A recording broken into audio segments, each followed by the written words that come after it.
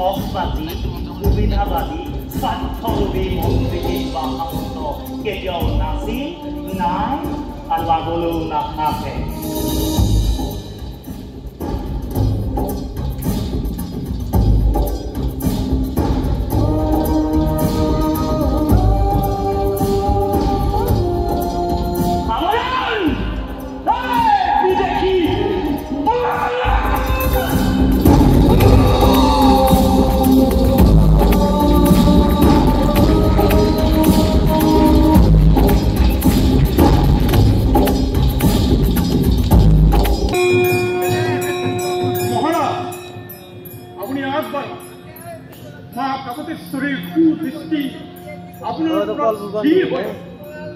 আপোনাৰ দেৱীৰ প্ৰতি থকা আস্থা সকলে নাযায় মহাৰাজ হিল হাকো পাৰ হ'বলৈ আৰু বেছি পৰ নাই চিন্তা হৈছে দেও যদি দিব্য পক্ষী নহয় কামৰূপৰ দিশে সোমাই আহে সেই গৰ্বৰ তুৰ্কীখানা নাই এনে অপায় অমংগলৰ সম্ভাৱনা একেবাৰেই নাই দেৱীৰ চৌদিশে পোহৰৰ জন্ম হৈছে দেৱী জাগ্ৰত হৈছে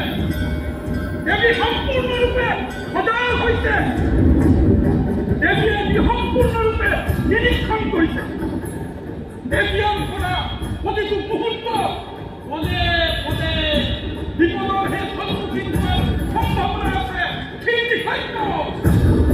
মহাৰাজ আপুনি নিশ্চিত মনে আগবাঢ়ক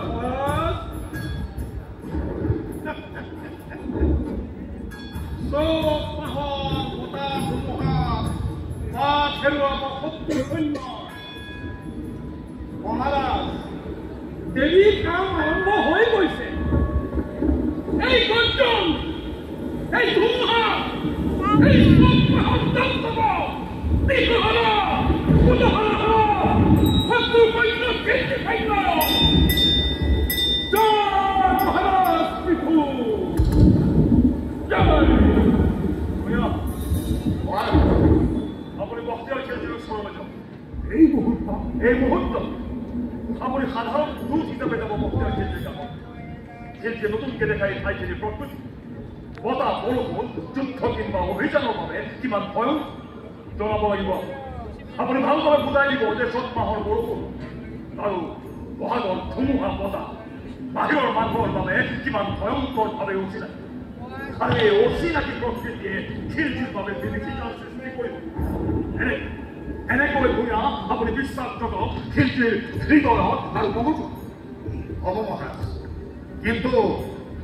মোক যদি খিলজিয়ে বিশ্বাসত নলয় নেচৰ দৰে আপুনি সাধাৰণ প্ৰজাৰ দৰে যাব খিলজিৰ কাষত এইবোৰ প্ৰকৃতিৰ বিষয়ে ক'ব চ'ত বহাগৰ বতাহ ধুমুহাৰ কথা ক'ব ৰাজপ্ৰস্তাৱৰ এক উল্লেখ নাথাকিব মহাৰাজ আপুনি আৰু মণ্ডল যাব লাগিব খিলজিৰ কাষলৈ কামৰূপৰ ৰজাৰ ৰাজপ্ৰস্তাৱ লৈ মণ্ডলে প্ৰস্তাৱ আগবঢ়াব আৰু আপুনি খিলজিৰ শিবিৰৰ পৰা কিছু দূৰত ৰৈ থাকিব খিলজিয়ে যদি মণ্ডলৰ আগত কৰে বা কিবা খেলি মেলি কৰে আপুনি যাতে বাহিৰৰ পৰা আক্ৰমণ কৰিব আৰু যদি তেনে পৰিস্থিতিৰ সৃষ্টি নহয় মণ্ডলে সভয়ে প্ৰস্তাৱ আগবঢ়াব এই প্ৰস্তাৱ মহাৰাজ শুনক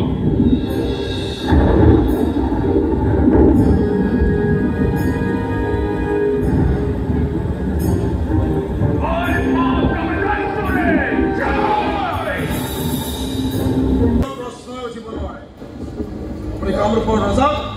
ওপৰতে সন্ধিৰ প্ৰস্তাৱ দিব ক'ব বাখতিয়াৰ খিলজিয়ে আক্ৰমণ কৰে আল্লাহৰ সাম্ৰাজ্য বঢ়াব সুবহান ৰাবিয়াল্লাহ কিন্তু গুনাহ নকৰে জমানাৰ লশ্কৰ নাই কামৰূপৰ ৰজা মোৰ সৈতে মিত্ৰ হ'ব পাৰে জৰুৰ হ'ব পাৰে আপোনাৰ এই অভিযানত আপোনাৰ এই অভিযানত তেওঁৰ উপদেশে আপুনি বহুত সহায় কৰিব মহাৰাজ বহুত বিশ্বস্ত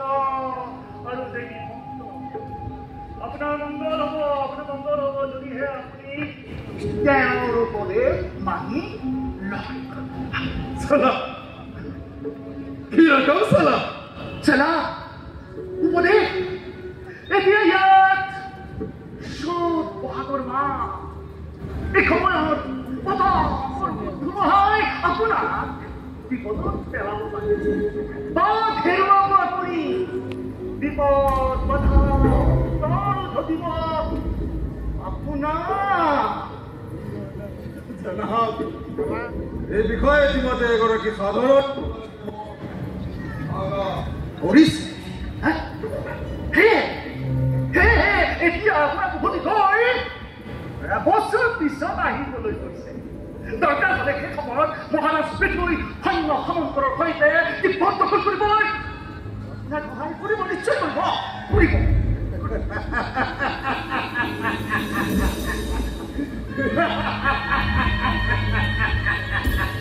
বক্তিয়াৰ খিলজিৰ গতি নাযায় মহাশয় বক্তিয়াৰ খিলজিৰ গতি নাযায় বক্তিয়াৰ খিলজি কেৱল আগবাঢ়িব জানে বিপদ বাধা মংগল এই সকলোবোৰ বক্তিয়াৰ খিলজিৰ বাবে বক্তিয়াৰ খিলজিৰ বাবে কেৱল আগলৈ যোৱা পথহে মুক্ত আচললৈ যোৱা পথ একেবাৰে মুক্ত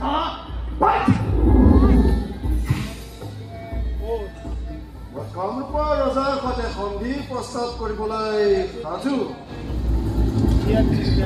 আৰু মই বাধা কৰিছো যে মই কামৰূপৰ একো ক্ষয় ক্ষতি নকৰোঁ ইতিমধ্যে এই সংবাদ তেওঁৰ এগৰাকী মই জনাইছো মহাৰাজ পৃথ্বীয়ে চাগে ইতিমধ্যে গম পাইছে আৰু নিশ্চয় নিশ্চয় হুজুৰ নিশ্চয় এই আপোনাৰ এই বান্ধৱই তেওঁলোকে পেঘাত কৰিম নিশ্চয় কৰিম অতি শীঘ্ৰেই মই নিজে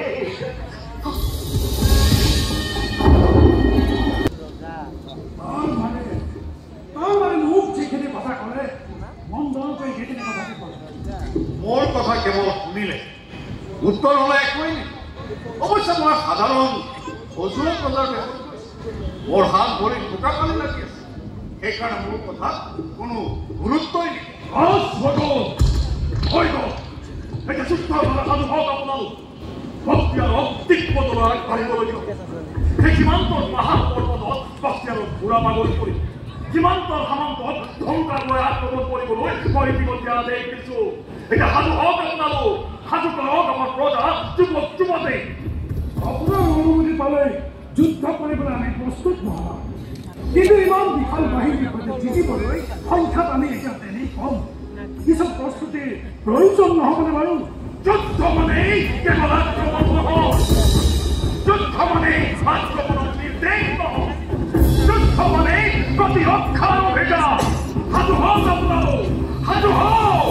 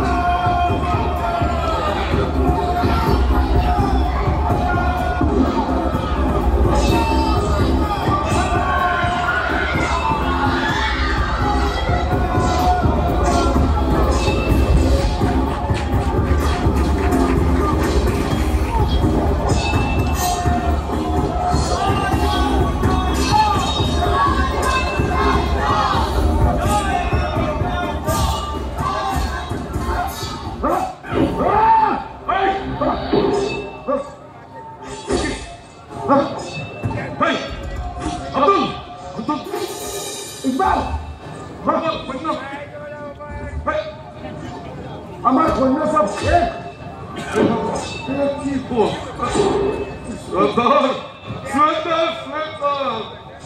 এই দিন কাকো পার হওয়ার পাছত এই প্রকাণ্ড দুর্গ সভায় জনজাতীয় গাঁওখন সেই আমিৰৰ ভুল সিদ্ধান্ত আছিল সেই জন্তু জানোৱাৰৰ প্ৰতি আক্ৰমণ এই পাহাৰীয়াসকলক আমি তৎক্ষণাত আক্ৰমণ কৰিব নালাগিছিল এই পাহাৰীয়াসকলৰ প্ৰতি আক্ৰমণ কৰিছে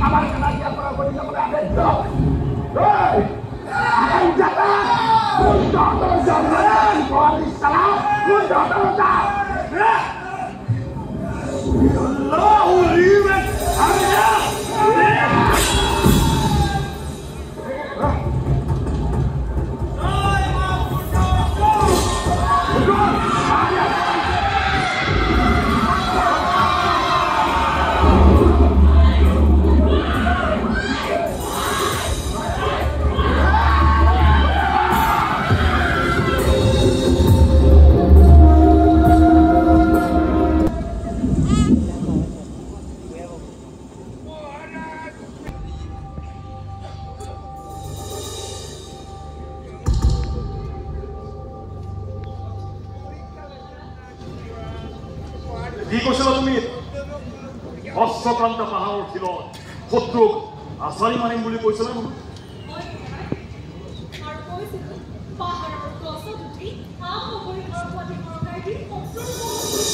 আৰু মই কৈছিলো মহাৰাজ সিহঁতক পিঠা পুৰি কৰি ঢেঁকীয়ে খুন্দালি কৰি আৰু মই কৈছিলো তুৰ্কী গণ্ডৰ নাকে মুখে কামৰূপৰ কাছক ভুল পাছৰি ভুল এইবোৰৰ একো প্ৰয়োজনেই নাই বিৰুবলা ৰন্ধন ধান সৰিয়হৰ খেতি কল তামোলৰ গছ সকলো জ্বলাই দিয়া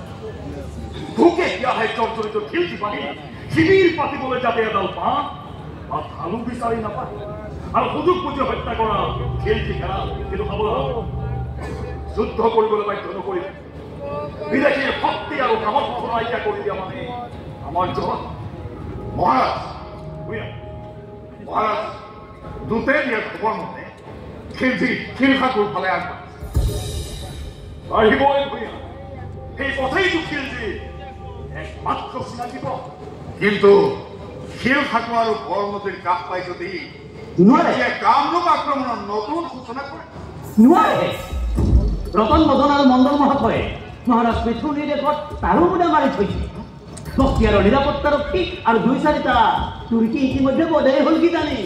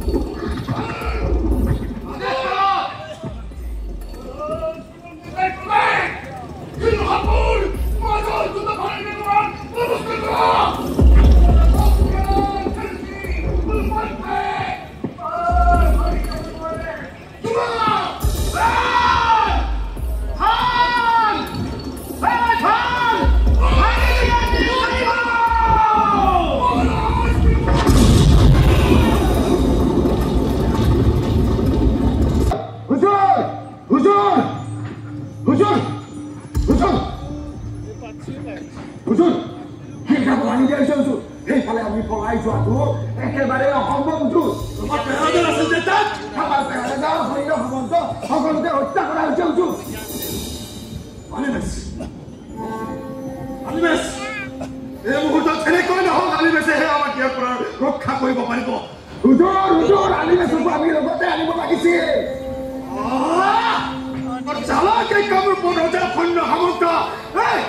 আমি পলাব লাগিব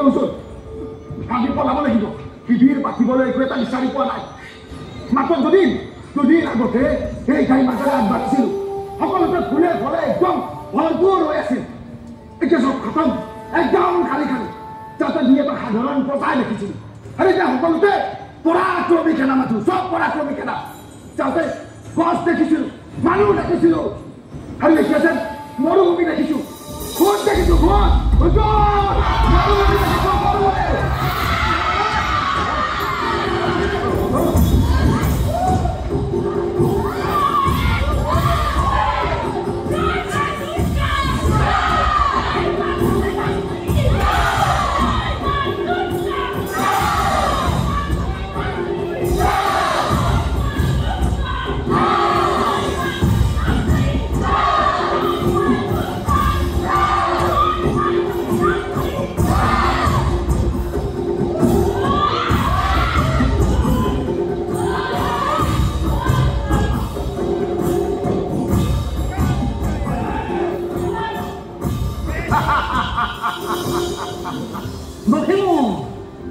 লখিমুৰ খিলজী বাহিনী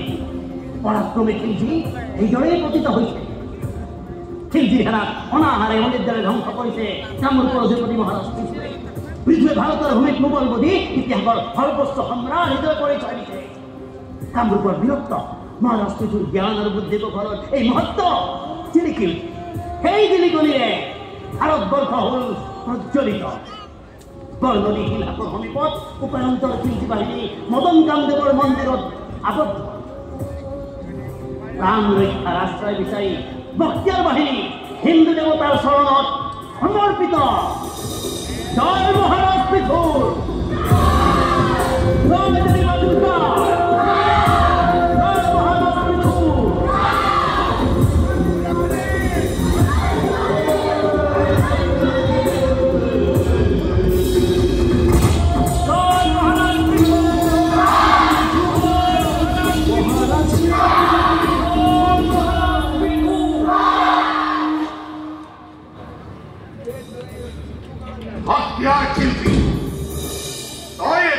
মহাৰাজ পৃথুৰ হাতত বন্দী ইয়াৰ পৰা পলোৱাৰ চেষ্টা কৰি একো লাভ নাই তোৰ অভিযান খতম বক্তিয়াৰ খিলজী কামৰূপৰ মহাৰাজ পৃথুৰ দুৰন্তৰ কামদেৱ দেৱতাৰ মন্দিৰৰ বন্দী তই খিলজী অন্যসকল মহাৰাজৰ আদেশ নোহোৱালৈকে কোনেও যাতে তুৰ্কীসকলক আক্ৰমণ নকৰে কোনেও যাতে আক্ৰমণ নকৰে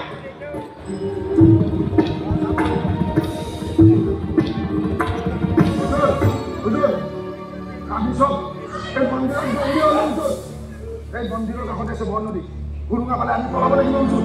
বক্তিয়াৰ খিলজী হাৰি গ'ল চোৱাজন হাৰি গ'ল বক্তিয়াৰ খিলজী বিচাৰো সকলো খাৱক অহংকাৰ অভিযান আত্মবিশ্বাস ভাৰতবৰ্ষৰ পক্ষে দিওঁজা আহি মোৰ আত্মবিশ্বাসে ঠেকি আনিছিলে কিন্তু মই নিজে কামৰ পৰা মহাশক্তিক চোৱা যায় নিজে কামৰ পৰা মহাশক্তিক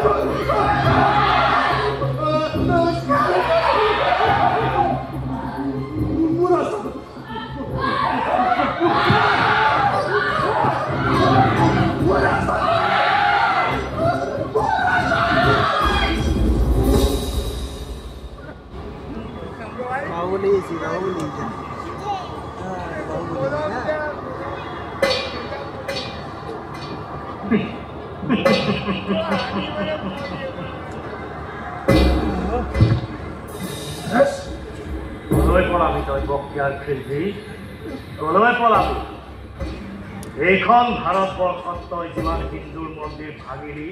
হিন্দু পূজাৰীক মাৰিলি জ্বলালি সেইসকলৰ আত্মা এতিয়াতো পায় এতিয়াতো কোনজন ঈশ্বৰে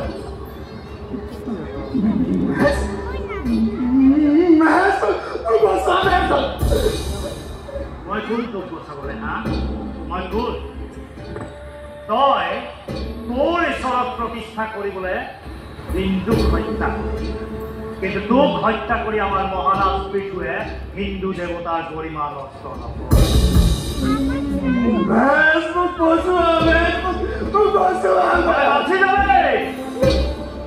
চিধা চিৰি বাচি যাম মাত্ৰ ক জয় আই ভাৰতী জয় কামৰূপ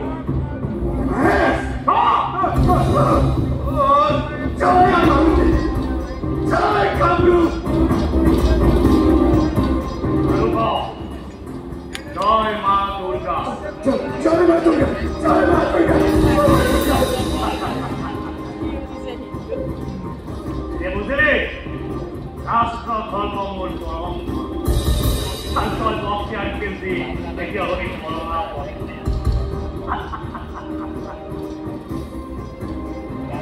মানি লবি তই সনাতন ধর্মর মাহাত্ম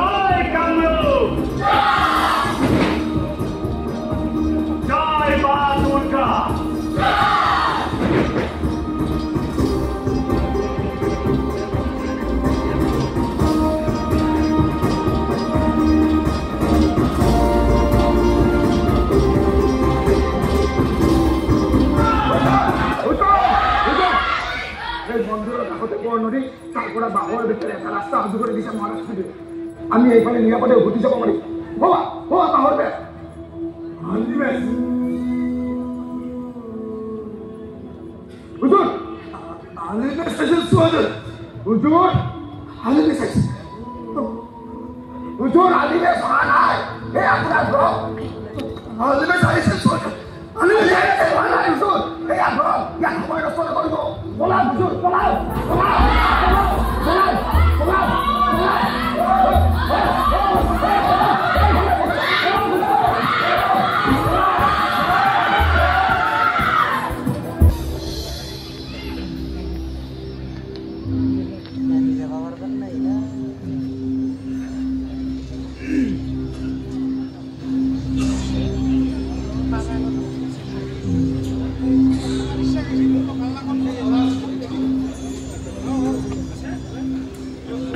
বন্দী কৰিল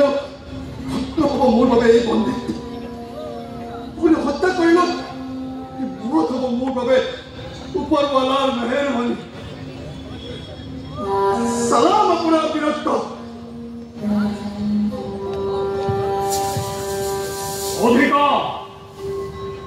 অভিযান আক্ৰমণ এইবোৰে কোনো জাতি দেশ ৰজা মন্ত্ৰী ব্যক্তিক শক্তিশালী নকৰে বৰৰ ভূমি বৰৰ ধৰ্ম ধ্বংস কৰি নিজৰ শক্তি প্ৰতিপন্ন কৰিব পাৰি শিল্পী মহাত্মা কিন্তু এই শক্তিৰ অধপতন এনেকৈয়ে হ'ল ঠিক এই মুহূৰ্ত আপোনাক বন্দী কৰা বা হত্যা কৰা মোৰ বাবে তেনেই সহজ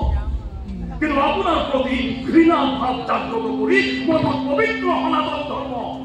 অপবিত্ৰ নকৰোঁ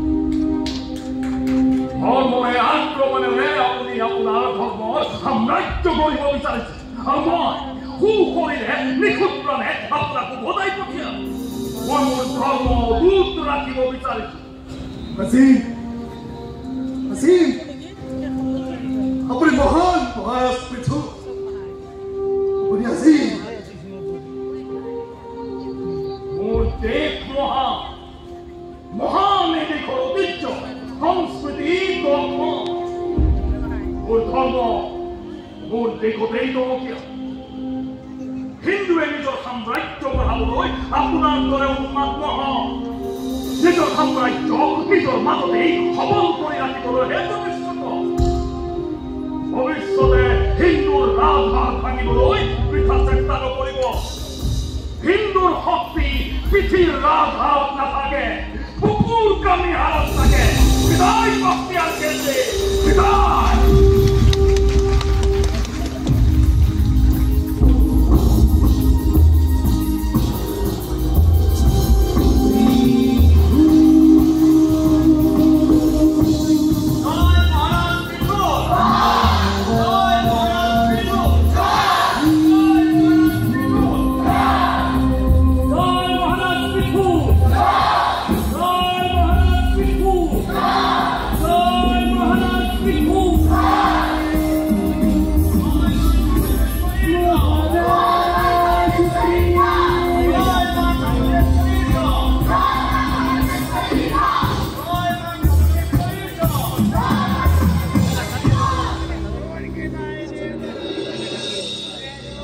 সেয়া আছিল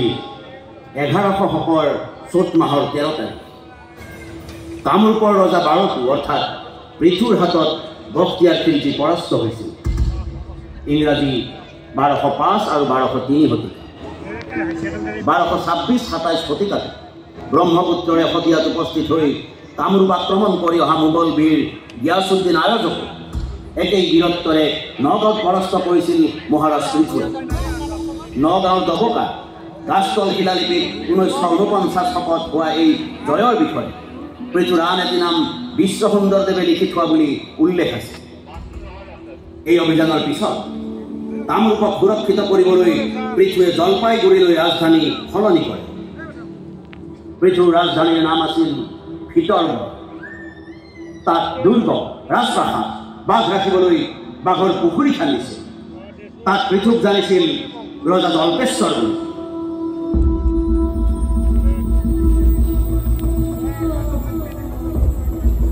উত্তৰ গুৱাহাটীৰ সৌ কানাই বৰশী হোৱাত শিলালিপি যিদৰে মহাৰাজ পৃথুৰ কাহিনী সাৱটি আছে, সেইদৰে অলেখ বীৰ এই অসমৰ বহুতো শিল, পাহাৰ, গছ, বতাহত অন্তৰ্নিহিত হৈ আছে। অসমৰ শিতানে পতানে, অংগে অংগে, কন্দৰে কন্দৰে অলেখ বাৰকু, অলেখ পৃথু, অলেখ বিশ্বসুন্দৰদেৱ, অলেখ জল্পেশ্বৰ। সেই বীৰ গাথাৰে জগাই তোলা দেশ, জগাই তোলা যোৱা তেনে বীৰত্বৰে আৱিষ্কাৰ কৰা আকৌ পৃথু, মহাৰাজ পৃথু।